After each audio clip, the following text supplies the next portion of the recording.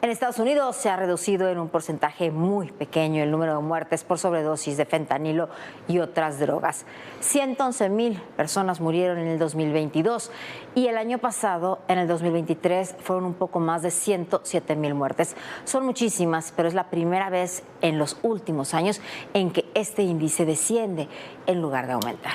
Para que usted se lo imagine, en toda la guerra de Vietnam, en todos los años de la guerra de Vietnam, murieron 59,000 estadounidenses. Como decía Viviana, el año pasado murieron 107,000 solamente en un año y habían muerto 111,000 el año anterior, cerca de 100,000 el otro año.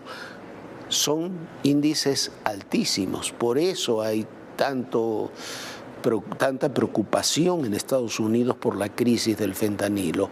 Las causas de esta reducción no están tanto en la propia reducción de la oferta de drogas, que sigue siendo muy alta en el terreno del fentanilo ilegal y las metanfetaminas, muchas veces mezclado el fentanilo con otras drogas, sino en una reducción de la venta de opiáceos legales. Eso ya se había logrado, pero sobre todo en las medidas preventivas y la utilización muy amplias de productos como la naxalona para evitar muertes por sobredosis.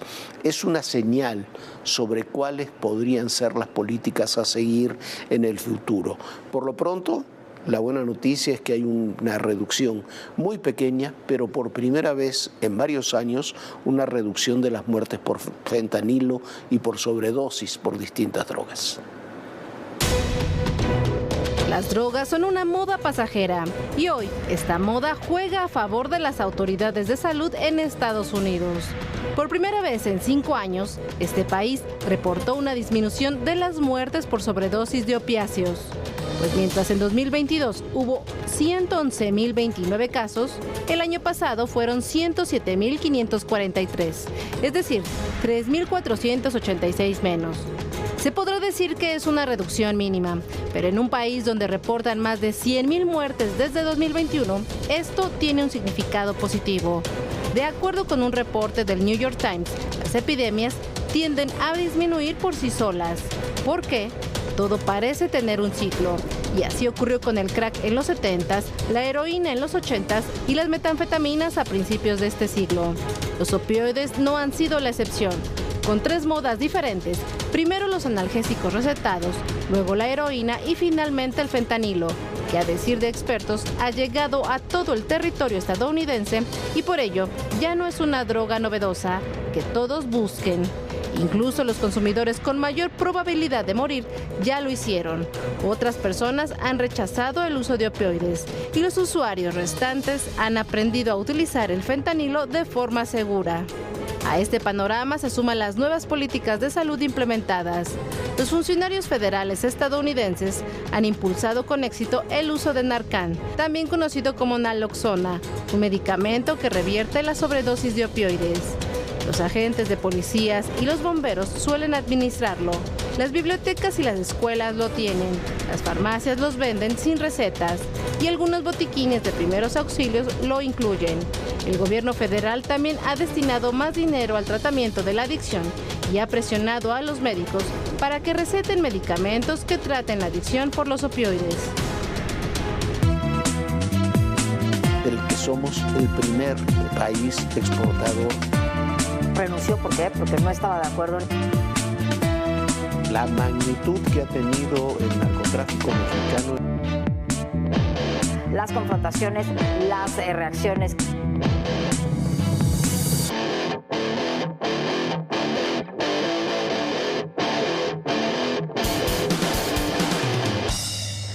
La semana pasada en este espacio entrevistamos al encargado del programa de gobierno de Claudia Sheinbaum, al exrector y embajador Juan Ramón de la Fuente.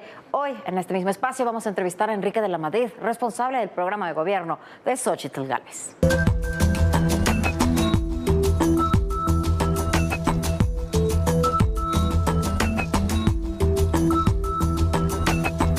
A ver, estamos en la etapa final ya de la campaña. En unos días se terminan las campañas electorales, en una semana prácticamente son las elecciones, y me parece que hay un tema central siendo el tema central de la sociedad, no sé si se ha convertido en el tema central de la campaña, que es el tema de la seguridad.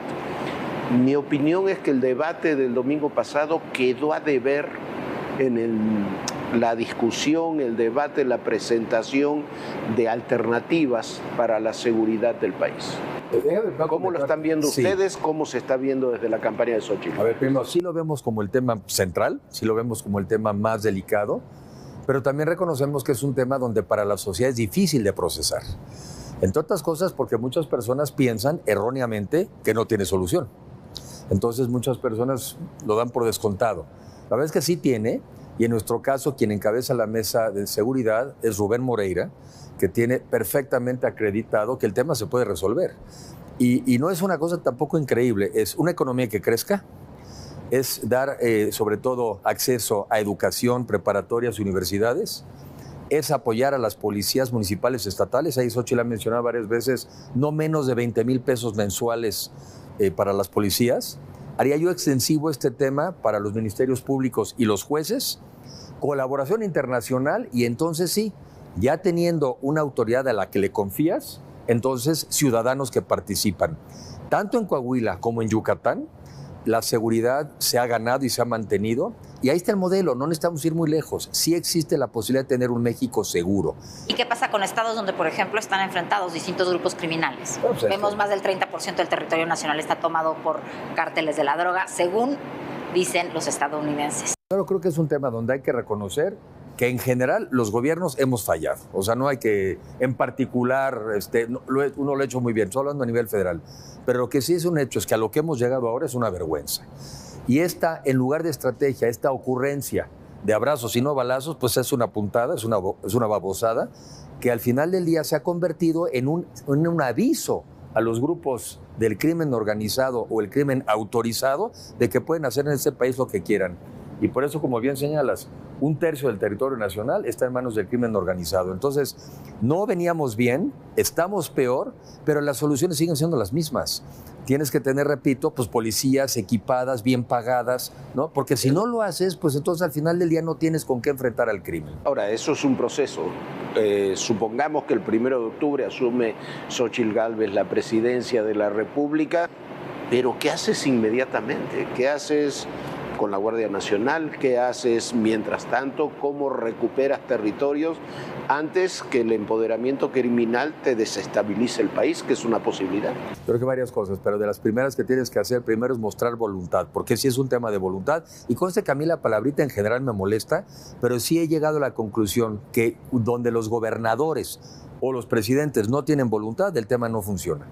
La otra, es un acuerdo también con los gobernadores, porque no es un tema nada más del gobierno federal y tienes que empoderar a los gobernadores. Y otra, en el caso de la Guardia Nacional, pues también pedirle que colabore. Hoy en día la señal, la instrucción a la Guardia Nacional es dense la vuelta, ¿eh? Si ven que por ahí vienen los criminales, ustedes se van para allá. O sea, es notorio la falta de atención. Están haciendo simplemente patrullajes y no están atendiendo ni atacando el crimen. Y tienes que crear grupos especializados, por ejemplo, en un tema que es muy sentido hoy en día, que es la extorsión y el cobro de piso. Eso es una cosa increíble. Así como en su momento hubo la atención de los secuestros a través de grupos especializados, lo mismo se tiene que hacer en el tema de la extorsión y el derecho de piso. Entonces, sí puedes hacer tareas inmediatas, sí puedes confrontar de manera inmediata, pero al mismo tiempo no dejar para después, que es lo que nos ha pasado, el tema de fortalecer policías municipales y estatales. Eso es prioritario. Ministerios públicos, está rota la cadena. Lo sabemos, ¿no? Entonces, pues llega al Ministerio Público, lo hace mal, las fiscalías, y luego llega a los juzgados y vienen mal armados los expedientes y para atrás. Le echan la culpa al juez y la mayoría le echan la culpa al juez. Entonces, digo, yo un poco mi experiencia de banquero, que diría uno, bueno, ¿y qué tiene que ver? Son procesos. Y así lo he visto que ha ocurrido con las personas especializadas con las que hemos estudiado el tema. Es un proceso que tienes que tener completo para que te den los resultados. Pero repito, Coahuila, y Yucatán, por citar esos dos casos, aunque también me diría Querétaro, oye, no seas injusto, también estamos bien, Aguascalientes también estamos bien, nos demuestran que con voluntad, pero con acciones concretas, sí se puede recuperar la paz en nuestro país. En general, quizás salvo Guanajuato, los estados que tienen un cierto desarrollo, Guanajuato y Tamaulipas quizás son las excepciones, o la frontera de Tamaulipas, que tienen un cierto nivel de desarrollo, es más fácil combatir. Sí.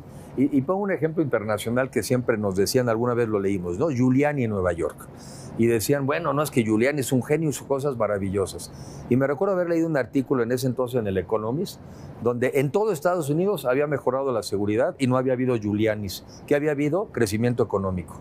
Ese es otro tema. Una economía que hoy crece al 1% anual, que está creciendo por debajo de la tasa de la población, no puedes tener un país seguro. ¿Qué se piensa hacer con economía? Porque, bueno, hemos visto, no está ya el fondo estabilizador, no está el dinero de los fideicomisos. Y, bueno, hay un problema real en las arcas del gobierno, de las finanzas del país. ¿Qué se va a hacer? O si ustedes llegan a gobernar, si llega a ganar Xochitl, ¿qué va a hacer? ¿Cómo va a trabajar con los apoyos sociales, con los trabajos? ¿Cómo se va a recuperar la economía? Varios comentarios. Lo primero, se ha tirado el dinero en Pemex. Pésimamente administrado, 800,000 millones de pesos de pérdidas en lo que es la refinación. Perdemos en México $35 por barril refinado. 35. Primero, reformar y tener un plan de negocio en Pemex viable. Porque Pemex, en lugar de darnos dinero, hoy nos quita. Entonces, Pemex es muy importante. Lo segundo, como también dice Xochitl, no vamos a tirar el dinero en otro Dos Bocas, en otro Tren Maya, en la cancelación de aeropuerto. Y la otra que es relevante, con el solo anuncio real de que se respetan las reglas del juego y se respeta la certeza jurídica en México, se nos dejan venir millones de dólares y de pesos de inversiones a este país. ¿En temas energéticos, por ejemplo? Sí, a ver, está el fenómeno de la relocalización, pero no están llegando inversiones a México muy relevantes, no están llegando por más que los de la Morena que les apantalla cualquier cosa, por más que dicen que son 35,000 millones de dólares anuales, sí, eso es lo que recibía México antes, pero sin relocalización. Solamente el 7% de las inversiones extranjeras son nuevos negocios, la mayoría es simplemente mantenimiento. ¿Y por qué no vienen? No vienen sobre todo porque no hay energía. ¿Cómo es posible que en un país donde tenemos sol, viento, ¿no? y energía térmica, no estamos pudiéndoles proveer energía? Por eso no vienen. Y tampoco van a venir si la energía es sucia, porque las empresas internacionales se han comprometido a que sea energía limpia. Entonces, energía y hoy en día agua.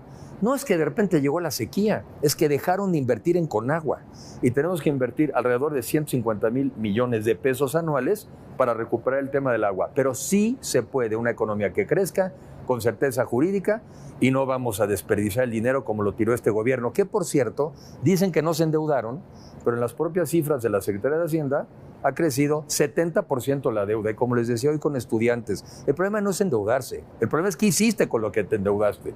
Y repito, hoy tenemos más deuda y no se invirtió en activos para pagar esa deuda. Estaba viendo una gráfica antes de venir, cómo los mexicanos hoy en día, en lugar de ir al IMSS, pues van a los hospitales privados. O escribe a sus hijos en una escuela privada, aunque sea patito, entonces simplemente para que abra. El gobierno más privatizador no ha sido por diseño, es por ineptitud, que es lo que les pasa a los de hoy. Entonces, por un lado tienes una economía que le tienes que meter energía, que en sí es un negocio y es un motor de desarrollo. Le tienes que invertir a la infraestructura de agua, que es un motor de desarrollo. Le tienes que meter a la infraestructura más puertos, más carreteras, ¿sí? Más ferrocarriles, más internet. Eso también es motor de desarrollo. Y eso además, si lo hacemos, van a detonar los demás sectores que también somos muy productivos. Por ejemplo, el turismo, que conozco muy bien, pues es un sector que en sí mismo, con mejores condiciones de seguridad, seguirá creciendo. La agricultura que también se ha desempeñado tan bien y que la han abandonado en este gobierno, es otro factor que va a generar más crecimiento, más exportaciones. La minería, que han hecho unas modificaciones en la ley verdaderamente espectacularmente malas. Lo que quiero transmitir es que, la verdad, yéndose Morena, llegan inversiones millonarias en pesos y en dólares y se genera empleo. A ver, otro tema, además de la seguridad y bueno, y obviamente el empleo, lo que más le importa a la gente, ya lo decías tú, salud, educación, ¿qué van a hacer? Es salud, y ahí hay, digamos, es increíble que haya como un acuerdo conjunto, cuando oyes incluso a los del otro lado opinar, tenemos que movernos a un sistema de salud integral o salud universal, donde todos los mexicanos tenemos acceso a la salud por ser mexicanos y mexicanas y ya no relacionado con tu vínculo laboral, ya no vinculado con eso, ¿sí? En el corto plazo hablamos de un nuevo seguro popular, pero esa es una transición. A donde tenemos que llegar es a que todos tengamos acceso a la misma calidad de salud. Y eso lo puedes hacer también en combinación con el sector privado. Hoy en día, el 50% de los hospitales están con capacidad excedida. Y en cambio no te atienden el IMSS para hacerte una operación. Oye, puedes hacer un convenio, y en ese sentido es integral, en donde utilizas la capacidad privada, negocias los precios. Sucedió un poco en el COVID, ¿no? Sucedió en el COVID y sucedió, me decían algunas personas, sucedió en Sonora, pero como eran bastante mejores los precios del sector privado, ahí mejor paramos el experimento, ahí mejor la dejamos. Y bueno, y no es por hacer comparaciones, pero algo así es como funciona la salud en Dinamarca, en Suecia y en esos países. Que nos quieren llevar allá. ¿Qué tan lejos estamos de Dinamarca, a ver, en temas de salud? Pues como a 500 años, ¿no? Y no estábamos tan lejos, pero pues llegaron estos brillantes, cancelaron el Seguro Popular y dejaron a 30 millones de mexicanos de la noche a la mañana, menos, sin acceso a la salud. Hoy son 50 millones de mexicanos que no tienen acceso a la salud. Lo que quiero transmitir es que sí se puede y sí tenemos ideas claras, y lo único que tenemos que hacer es que no dominen los prejuicios y la ignorancia por arriba de los objetivos. ¿Qué es lo que ha ocurrido con este gobierno? Prejuicios e ignorancia por arriba de los objetivos. A ver, lo que sí le preocupa a mucha gente son los programas sociales. ¿Qué va a pasar con todos estos programas sociales, con la señora, con todas estas becas que hay? Se quedan, los programas sociales se quedan. Por ahí hemos subido un video donde encontramos evidencia de los programas sociales desde 1944. Sí, claro. Y si no, quizá 1930 y tantos, ¿sí? Muchos de ellos incluso ya están hoy en día en la Constitución y nadie se les ocurriría en su sano juicio quitarlos. Ahora, lo que sí es muy mezquino, muy perverso de Morena, es andar asustando a la gente con que se los vamos a quitar. Pues qué mediocre ha sido su desempeño político, que tienen que andar amenazando a la gente como única condición para que te los quedes, pero no les vamos a quitar los programas sociales. Incluso hay un programa que no hemos podido difundir mucho que se llama Apúntate.mx, en donde es una plataforma donde podemos ir diseñando nuestros propios programas, porque alguien necesita una beca de movilidad, porque vive a 2 horas. Alguien necesita una beca porque quiere apoyo en libros. Alguien quiere una beca en estudiar en el extranjero, porque no es pecado estudiar en el extranjero, ¿sí? Entonces, los programas sociales se quedan, pero se mejoran, se perfeccionan. Pero ¿y qué tal que además tienes una economía que crece? ¿Pero qué tal si además puedes salir a la calle otra vez con seguridad? ¿Qué tal si además tus hijos pueden tener una educación de calidad? El programa social debe ser el piso, la base, pero no el techo, no la máxima aspiración. Todos tenemos derecho a aspirar a más. Pongámonos en el hipotético caso que el 1 de octubre de este año asume Xóchitl Gálvez el gobierno. Xóchitl es parte de una coalición donde están el PAN, el PRI, el PRD, pero además de un amplio movimiento social. Lo vimos el domingo pasado con la Marea Rosa, donde hay gente conservadora, hay gente de izquierda, hay gente de muchas posiciones. ¿Cómo se va a compatibilizar eso en un gobierno? En realidad nunca hemos tenido un gobierno de espectro tan amplio en las épocas anteriores ni en las actuales. ¿Cómo se compatibiliza? Qué bueno que haces la pregunta, porque quiero resaltar algo. ¿Qué nos distingue a unos de otros? Eso, que algunos en Morena no es un partido político, es un movimiento social con dueño y con caudillo. Eso es lo que es, ¿eh? Tiene caudillo. Que gira en torno a un liderazgo. Todo, y tiene nombre y apellido. Y la sucesora tiene dueño y apellido. Nosotros estamos proponiendo un poco el fin de ese presidencialismo exacerbado, exagerado, inútil y dañino hoy en día, y eso lo puedes hacer con gobiernos de coalición, en donde pasa por un acuerdo, un contrato. A ver, pero ahí está el tema, ¿cómo se ponen de acuerdo? Ya está en la Constitución, desde el 2014, ya existe la figura, y justamente por eso estamos ya ahorita en una coalición, y lo que diríamos es ganando. A ver, ¿qué fue lo que dijimos que íbamos a hacer? Pues ponle. Y cada quien pone sus prioridades y es parte de un compromiso en el Ejecutivo y el Legislativo. Entonces ya no es una promesa, es un compromiso jurídico a cumplir. México ya merece pasar a otro régimen político, merece pasar a algo más maduro, no a una relación infantil o una relación clientelar de papá gobierno y yo aquí, ¿no? Estoy esperando qué se te ocurre. No, los mexicanos, en serio, tengámonos confianza, ya merecemos más y podemos pasar un gobierno donde todos opinemos, donde todos negociemos y al final del día ni nadie gana todo, ni nadie pierda todo, que es el escenario en el que nos encontramos hoy. A ver, un último tema en este contexto y en la misma hipótesis. Llega Xóchitl y un mes después hay elecciones en Estados Unidos y va a llegar o el señor Trump o el señor Biden el 20 de enero del próximo año e inmediatamente después inicia un proceso de renegociación del TMEC. ¿Qué posición tener ante Estados Unidos? Yo creo que la relación hoy con Estados Unidos pasa por un muy mal momento. ¿Cómo reconstruir esa relación? La necesitamos reconstruir porque efectivamente pasa por un muy mal momento, un momento de mucha desconfianza y donde pues vienen, nos visitan, se ve que quedamos en algo y luego incumplimos y tienen que volver otra vez. Y se vienen las llamadas. Y vienen las llamadas y se dejan venir y aquí nos dicen que no, que la relación es increíble, es buenísima, puras mentiras, falso. Lo que pasa es que son muy políticos los norteamericanos, nunca van a salir públicamente. Ya la verdad es que afortunadamente ya salen y dicen, no, eso que dicen que platicamos, ni lo platicamos. Ya juegan diferente y ya nos enteramos más. Es una relación compleja, pero es una relación necesaria y además conveniente para los dos países. Los dos salimos ganando. Y somos el área económica del mundo más competitiva, con Estados Unidos, con Canadá y con nosotros. Y en el mundo competimos. Entonces me parece que en los temas de energía vamos de la mano. En los temas de capacitación tenemos que trabajar juntos. Una vez que estuve en Alemania me dijo el director del Audi, Enrique, la razón por la que la industria automotriz es tan competitiva es gracias a ustedes, México. Entonces, ¿qué? Una relación de socios, no solamente de vecinos, respetuosos, obviamente la diferencia de poder es enorme, pero tenemos mucho más que ganar si lo hacemos con talento y con dignidad, y no con la política aquí del avestruz o del chiquito o del bully, ¿no? Eso no funciona, eso no nos ha funcionado. Y con complejos tampoco. Los complejos, mira, se atienden muy de joven y si no, mira lo que nos pasa. Muchísimas gracias.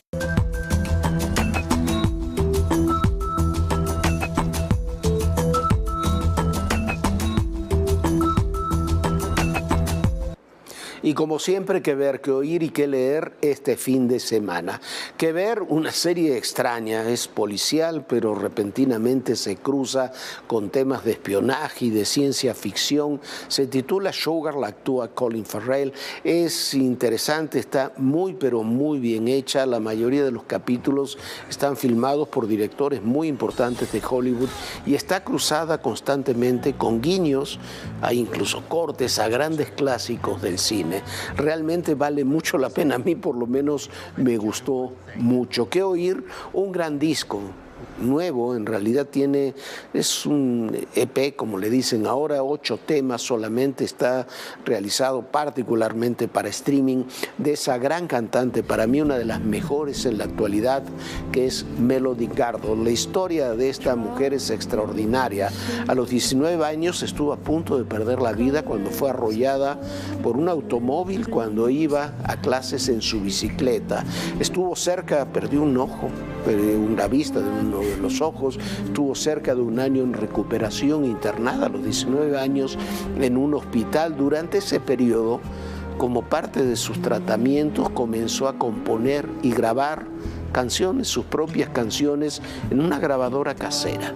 Cuando salió del hospital decidió cantar con un grupo en un pequeño bar. Ahí fue descubierta por un representante y comenzó una carrera que muchos años después la ha convertido, para mí, en una de las 2 o 3 mejores cantantes contemporáneas de jazz. El nuevo disco se llama Sayonara Mi Amour, canta en inglés, en francés, en portugués. Es como todo lo de Melody Gardot, realmente muy bueno. Es un disco que les recomiendo y una intérprete que les recomiendo amplísimamente.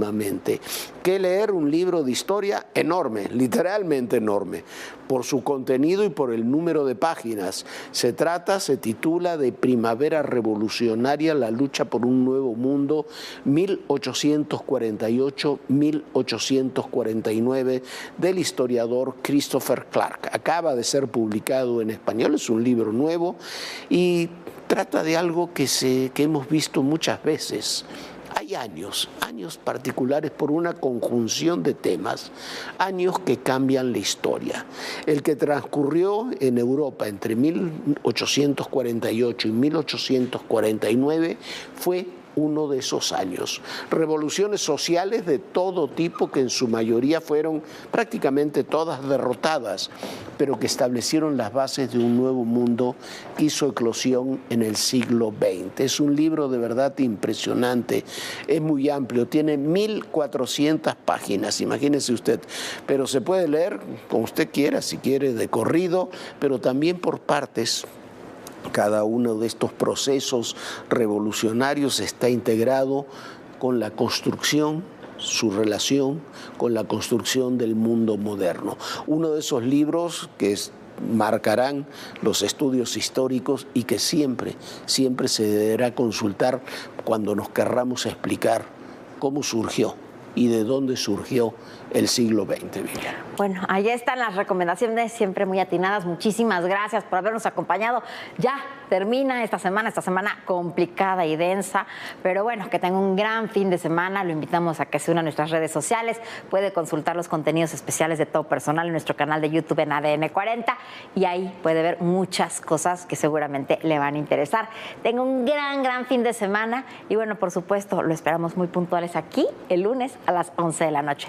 Sueñe bonito. Bonita noche, Jorge. Muy bonita noche, Viviana. Muy buenas noches a todos ustedes. Y recuerden, el poder y en la política, todo, pero absolutamente todo, es personal. Gracias.